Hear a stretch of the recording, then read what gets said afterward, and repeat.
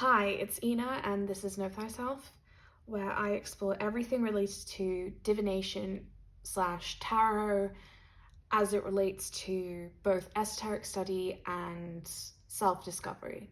So if that piques your interest, consider hitting the subscribe button so you never miss a video. So, I'm a little late, or a lot late, but today we'll be looking at the Eight of Wands. So let's break it down into its basic components before I launch into my discussion. So the Eight of Wands is the first decan of Sagittarius. You might have noticed that all the decans follow a numerical order regardless of the sign. So the Eight of Wands follows the Seven of Cups. Once we reach the third decan of Sagittarius, we'll be back at the Two, in this case the Two of Pentacles, with the first decan of Capricorn.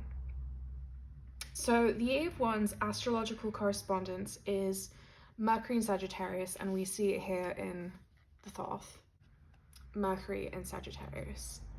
So the two major arcana associated with this card would be the Magician, which stands in for Mercury, and Temperance, which represents Sagittarius. So although I had a sense of what the energy of Mercury in Sagittarius was like, I decided to take a look at the guidebook for the Oracle of the Radiant Sun to see what it had to say. So let's take a look, shall we? Mercury in Sagittarius. Okay, so the key word for this card is discovery. So the mummy symbolizes history and knowledge, and the boat long distance travel. Above the ocean waves, a sun created from the globe. So Mercury Sagittarius people have the kind of mind that responds well to further education. In fact, their search for a personal philosophy and truth is continual. Mercury Sagittarians often have prophetic insight into public trends and opinions, and are consequently successful at playing hunches. This is a good aspect for people in powerful positions, such as politics and big business. Other people's attitudes are important to people with this planet sign combination, and awareness of others' opinions colors the Mercury Sagittarians' major ideas and decisions. This card describes someone who uses his or her accurate ability to uncover and judge public views to contribute to their own successful exploitation of such views, thus making themselves popular. Though not always logical, they invariably say what they think and mean it. Despite this honesty, Mercury Sagittarians rarely depart from conventional views, and their desire to remain popular is paramount. They genuinely like people and people like them. Travel is important to Mercury Sagittarians, who could spend time in another country or in the companionship of those from another culture. When this card is drawn in a reading, the questioner may meet someone of this type who becomes an influence. Alternatively, the inquirer may find a need to develop by expanding his or her knowledge of the world. A visit from someone abroad, learning a foreign language, planning a long trip, discovering a philosophy or religion, following a guru or mentor, and involvement in politics. And I want to highlight that last phrase. So let's look at what Waite has to say about the Eight of Wands. The card represents motion through the immovable, a flight of wands through an open country, but they draw to the term of their course. That which they signify is at hand. It may even be on the threshold. Divinatory meanings: activity and undertakings, the path of such activity, swiftness, as that of an express messenger, great haste, great hope, speed towards an end which promises assured felicity, generally that which is on the move, also the arrows of love. Reversed: arrows of jealousy, internal dispute, stingings of conscience, quarrels, and domestic disputes for persons who are married. Interestingly, Waite makes the connection with the Eight of Wands that we don't often see or bring up much nowadays. He mentions relationships, jealousy, quarrels, And while you can certainly make a connection to relationships with the wands, especially with sexual relationships, I'm not sure I'm seeing the connection here to Mercury and Sagittarius, especially in the mention of domestic disputes, because Sagittarius is anything but domestic. Now, the Eight of Wands in the 12th deck is one of my favorite pip cards in all of the deck. So let's look at what Crowley has to say. And he has a lot to say. The remaining 3 cards of the suit belong to Sagittarius, so he's referring to the 8, the 9, and the 10 of Wands, which represents the subtilizing of the fiery energy, and Mercury rules the card, thus bringing down from Chokmah the message of the original will. This card also refers to Hod, splendor in the suit of fire, whence it refers to the phenomena of speech, light, and electricity. The pictorial representation of the card shows the light ones turned into electrical rays, sustaining or even constituting matter by their vibrating energy. Above this restored universe shines the rainbow, the division of pure light, which deals with maxima, into the 7 colors of the spectrum, which exhibit interplay and correlation. This card therefore represents energy of high velocity, such as furnishes the master key to modern mathematical physics. It will be noted that there are no flames. They have all been taken up into the wands to turn them into rays. On the other hand, the electric energy has created intelligible geometrical form. So Crowley mentions the Kabbalistic correspondences, the 8 of Wands belonging to the 8th sphere of the Tree of Life, Hod, which is also ruled by Mercury, by the way. So we have a double Mercury influence here, which is interesting. Let's look at the numerology.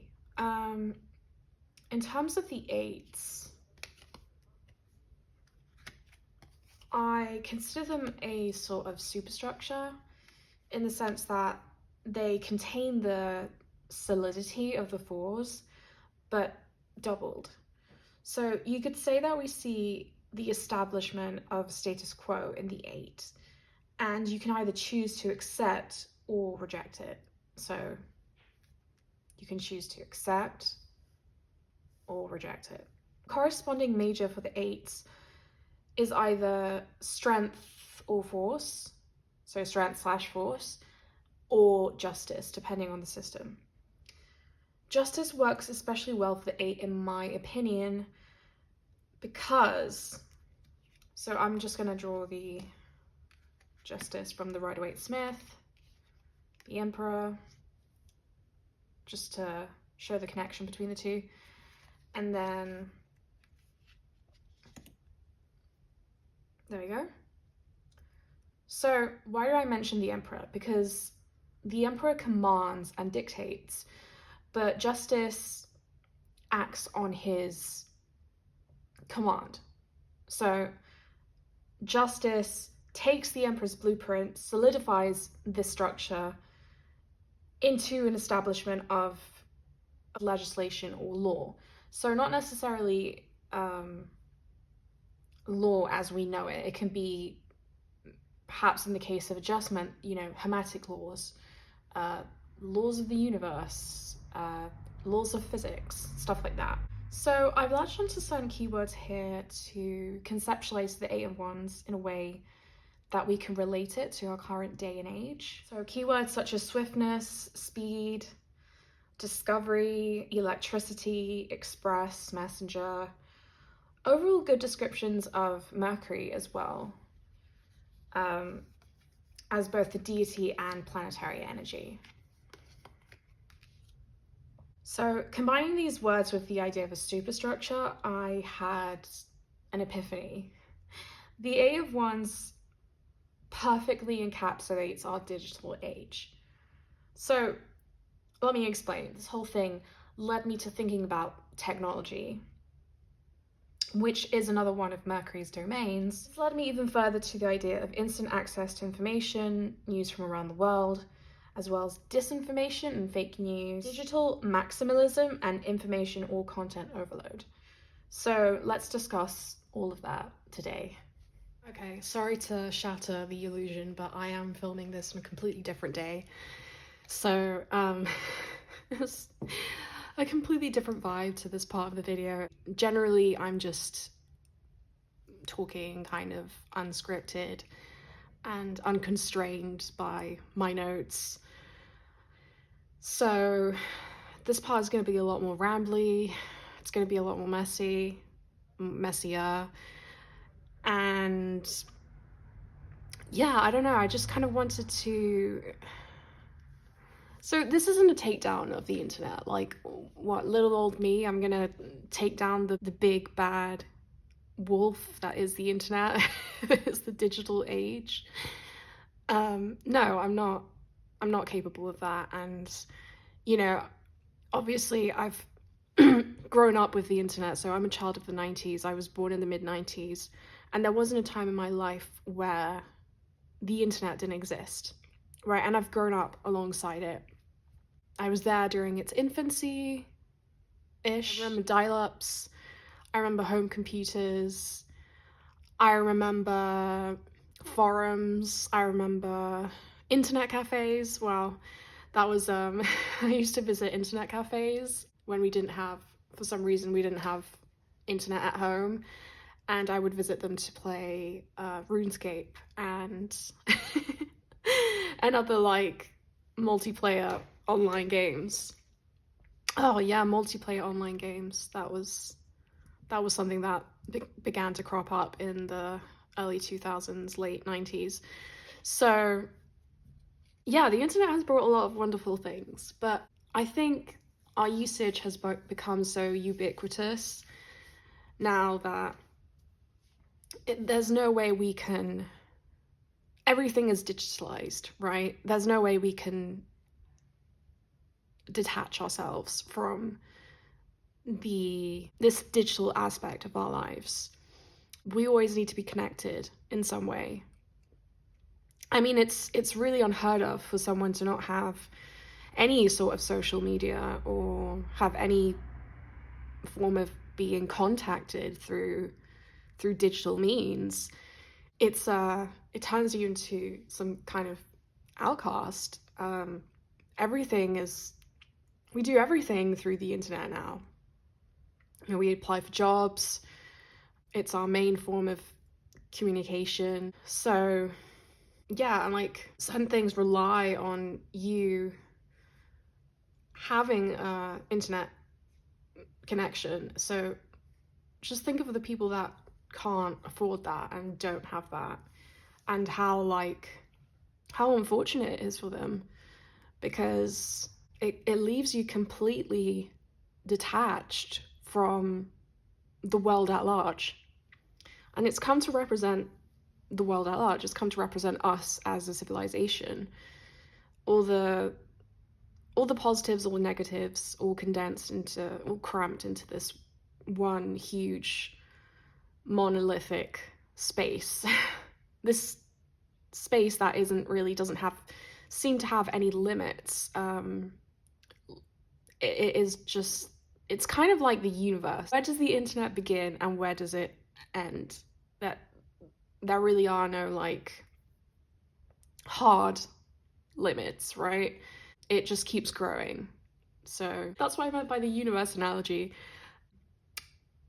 Yeah, so I really do connect it with the Eight of Wands, things accelerating, because at least in the last 2 decades, things have really taken on an exponential speed, and things have developed really, really, really quickly. So things are just going faster and faster. So my issue isn't with the internet, right? It's not like, oh, I'm gonna take down the internet. I wouldn't be making this video if it wasn't for the internet. I think it's the issues that come with living in an age where you can't detach yourself. It no longer is an option. You can't detach yourself from needing a Wi-Fi connection. There's so much that depends on, like we have online banking, we have job hunting, and jobs that, working from home that rely on you needing a computer and an internet connection. So there's really no way we can separate ourselves from it.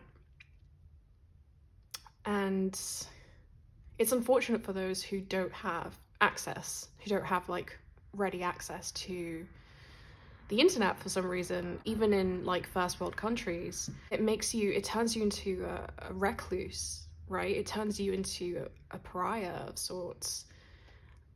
You know, being someone who has no form of being contacted through any sort of social media. I mean, I know some people take that decision, and it virtually turns you into an outcast. It's really unheard of to be someone who doesn't have any form of social media, for example. So this kind of relates back to my last video.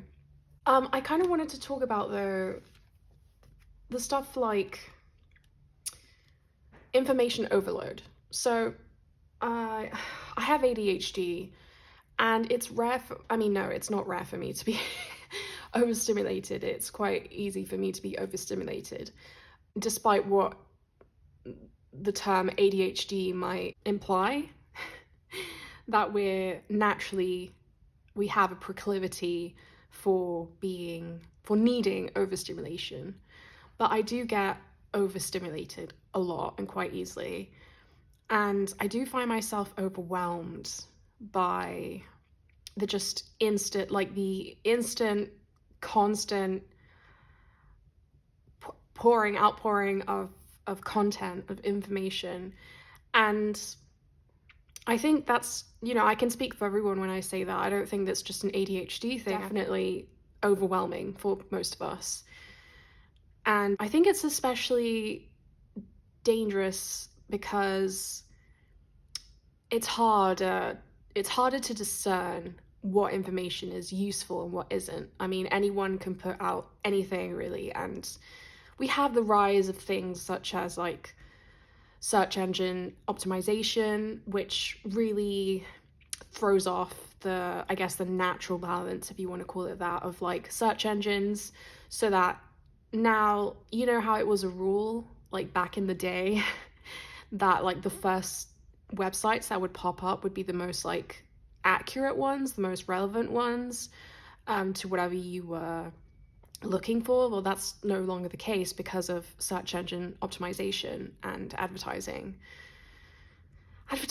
That's a whole other beast.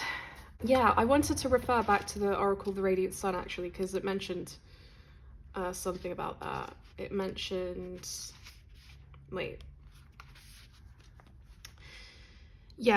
mentioned that this is a good aspect for people in powerful positions such as politics and big business. Mercury Sagittarians often have prophetic insight into public trends and opinions, and are consequently successful at playing hunches. Other people's attitudes are important to people of this planet sign combination, and awareness of others' opinions colors the Mercury Sagittarians' major ideas and decisions. So, yeah, what else? I'm just repeating what I read earlier, but uncover and judge public views to contribute to their own successful exploitation of such views, thus making themselves popular. So, advertising, and the internet have colluded in a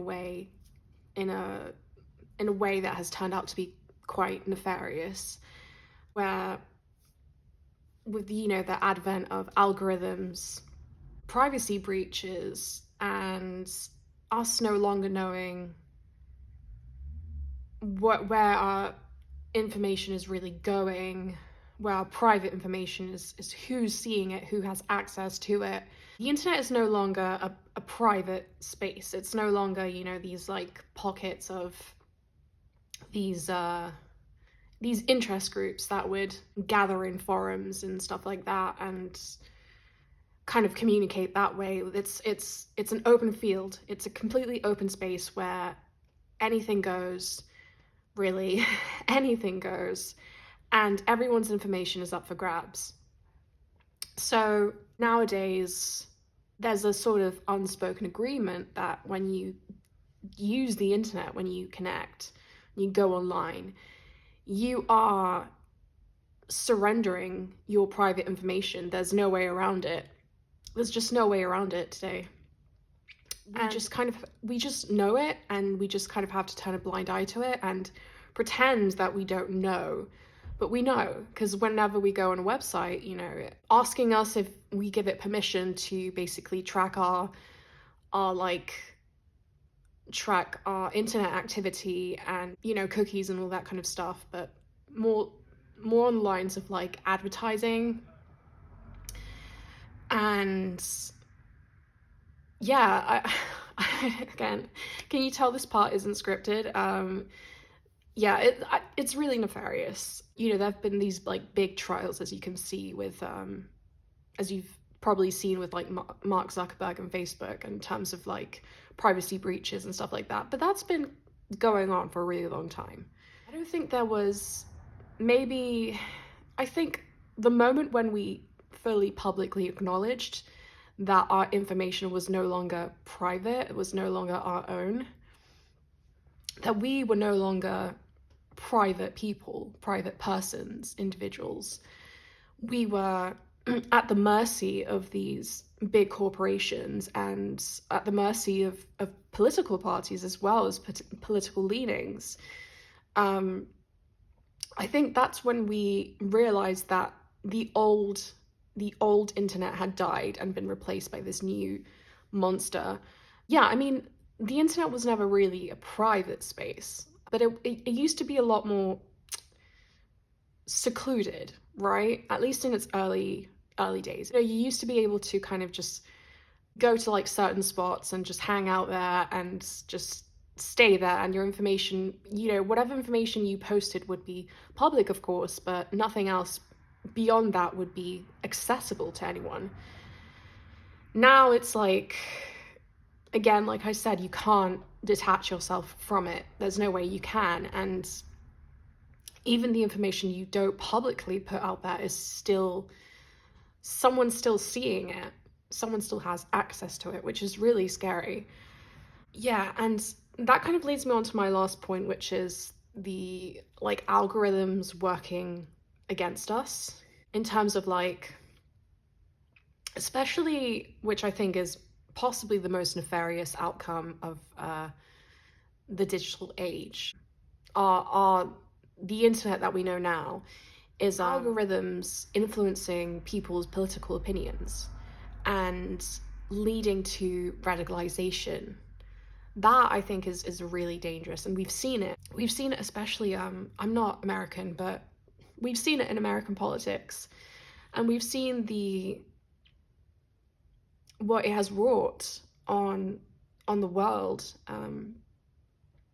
And I don't know, it's just, I mean, I'm not providing any solutions, right? I'm not some internet guru who can say, okay, well, this is what we have to do. Let's take a step back. And I mean, I can't control this. This is beyond most of our control, right? There's not like one guy behind it all. It's just this, it's like a network of guys, of people doing this, well, participating in this, and we participate in it as well. We need to, we kind of have to, we're forced to. So, you know, it reminds me of like how Mercury, the god, so Hermes, was simultaneously the god of merchants and commerce, and also the god of thieves. It has that polyphacetic, two-faced, two sides of the same coin kind of quality to it, right? The internet, it does help us, but it also hinders us. And I guess that's kind of what I came on to rant about, with no really particular end. I just wanted to talk about the digital age, and yeah, especially I wanted to go back to my earlier point about content overload.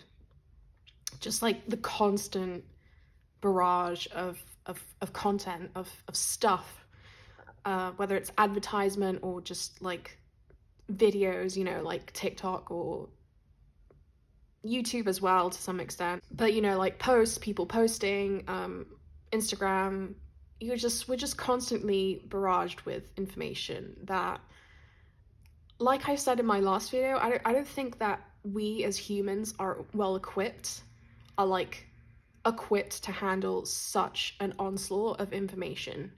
There's been a rise in the diagnoses of children with ADHD, adults with ADHD diagnoses. There's been a rise in the rate of diagnosis of both children and adults with ADHD. So, and it has a lot to do with, it absolutely has a lot to do with all of this. I've had ADHD since my childhood, but I wasn't diagnosed until I wasn't diagnosed until this year, really. I always suspected I had it, but so, you know, it's not like ADHD didn't exist, but you can't deny that there's definitely a correlation there. There's a causal relationship between the rise in ADHD diagnoses and the way that we are forced to handle information, the way our brains are forced to assimilate this barrage of information. And it's unhealthy for us. I think it's also contributed to the rise in anxiety. Stuff like, again, like what I talked about in my last video, FOMO, imposter syndrome, stuff like that, where we're just forced to compare ourselves continually, because we do live in a capitalist society. We live in a society in a kind of meritocracy. Is that the word? Where there's like this hustle culture, there's like this success culture where we're forced to, okay, I don't know what I'm going off on about now.